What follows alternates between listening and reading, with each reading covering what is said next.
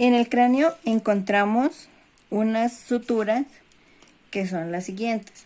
Primero, la sutura coronal, que nos va a dividir aquí el hueso frontal y los huesos parietales. Ahora, la sutura sagital, que nos divide a los huesos parietales.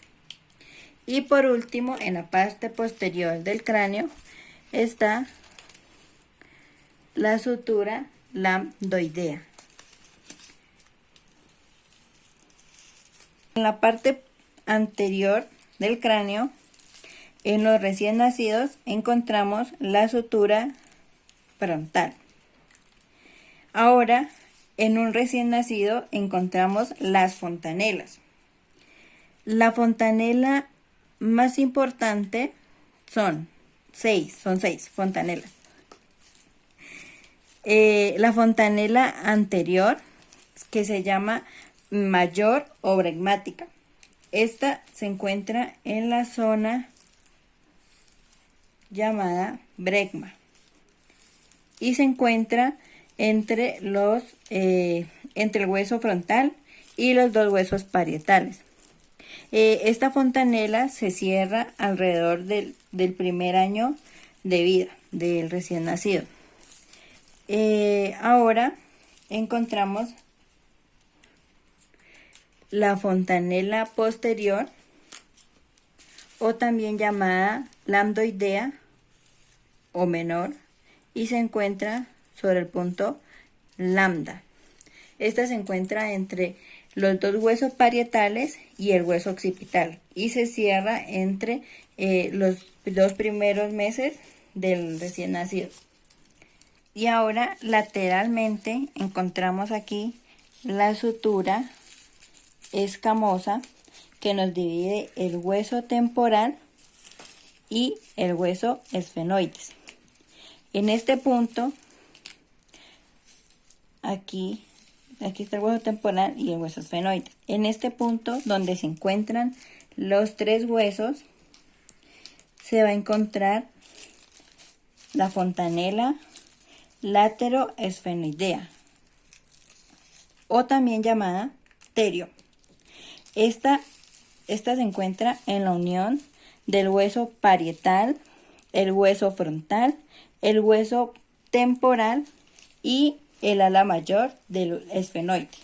Y hacia acá atrás encontramos la fontanela mastoidea o astérica, ya que se encuentra en un punto que se llama el asterion, donde se encuentran los huesos parietal, occipital y la parte... Aquí en la parte posterior encontramos la fontanela mastoidea o astérica, ya que se encuentra en un punto que se denomina el asterion. Esta fontanela es la unión del hueso parietal, del hueso occipital y de la porción mastoidea del hueso temporal. Y así para las dos partes. En el lado izquierdo y en el lado derecho encontramos esas fontanelas que son pares. En el caso de la fontanela mastoidea,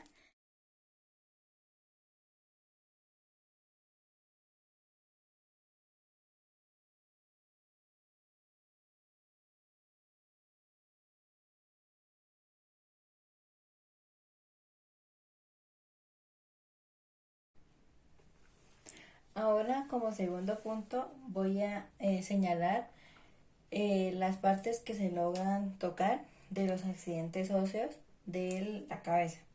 Entonces, como primero, señalamos aquí el hueso frontal.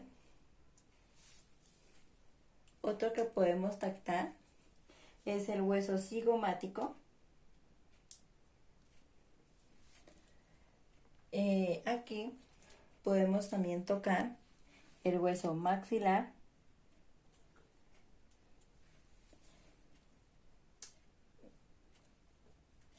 otro es el hueso nasal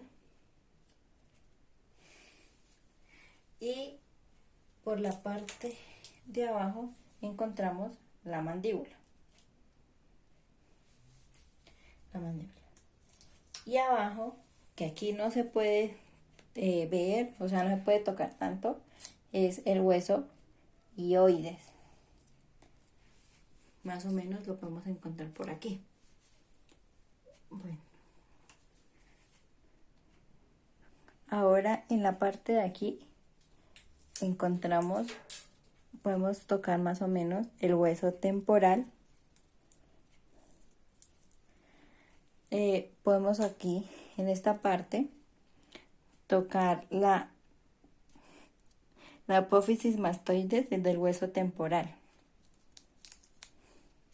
Aquí más o menos. Y por último, ya muy en la parte posterior del cráneo, podemos palpar aquí el hueso occipital. Entonces, estos más o menos son como los accidentes óseos que podemos palpar en nuestra cabeza.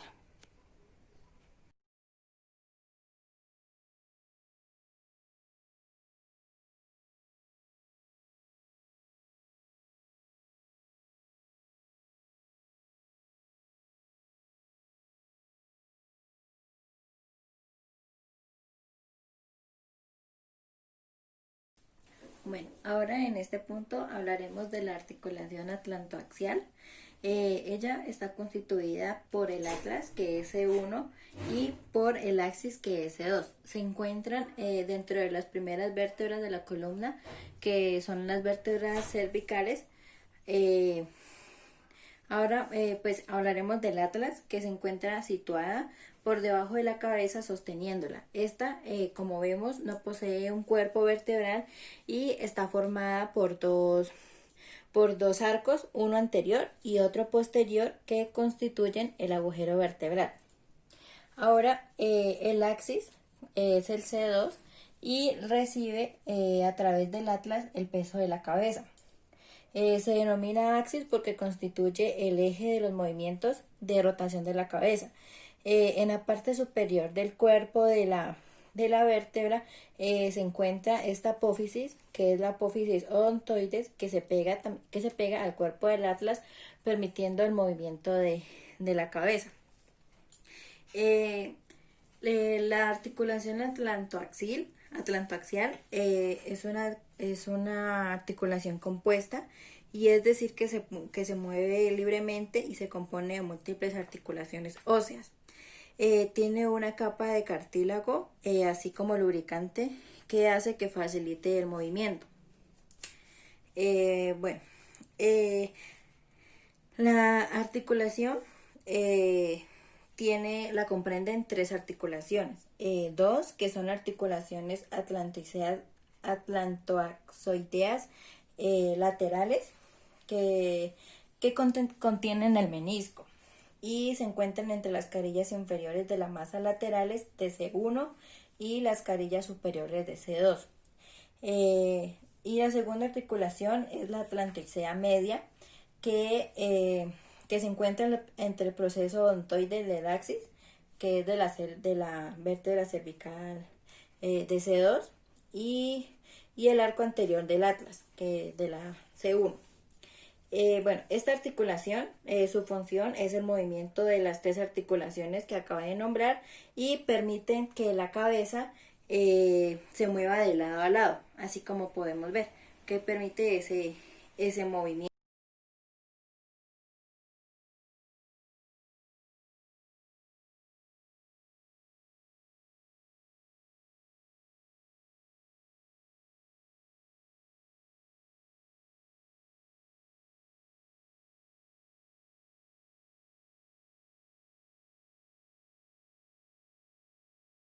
Y ahora hablaremos de la articulación temporomandibular. Es una articulación sinovial que existe entre el hueso temporal y la mandíbula.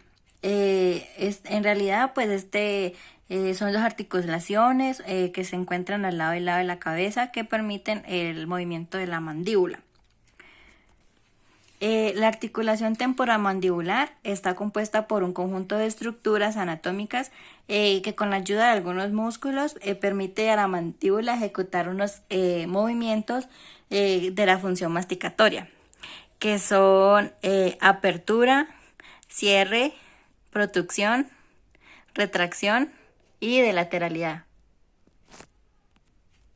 Bueno, algunos ligamentos que están situados en esta parte son los que permiten la movilidad de la articulación temporomandibular, que es el ligamento lateral del ATM, que él se encuentra más o menos por aquí, y el ligamento estilomandibular, que viene más o menos de aquí hacia acá abajo en la parte de la mandíbula. Algunos ligamentos que ayudan al movimiento de la mandíbula son los ligamentos de la cápsula articular, el ligamento lateral del temporomandibular, y estos están situados más o menos por esta parte junto con el ligamento esfenomandibular.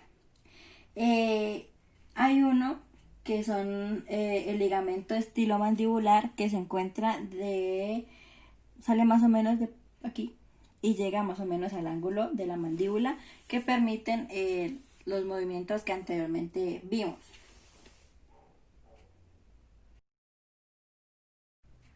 Bueno, los músculos que también intervienen en la articulación temporomandibular, más que todo que son para la masticación, son el músculo temporal, el macetero, el pterigoideo lateral, el pterigoideo medial. También se encuentran los músculos suprayoideos, los infrayoideos, y también algunos de la mímica facial, como es el platisma.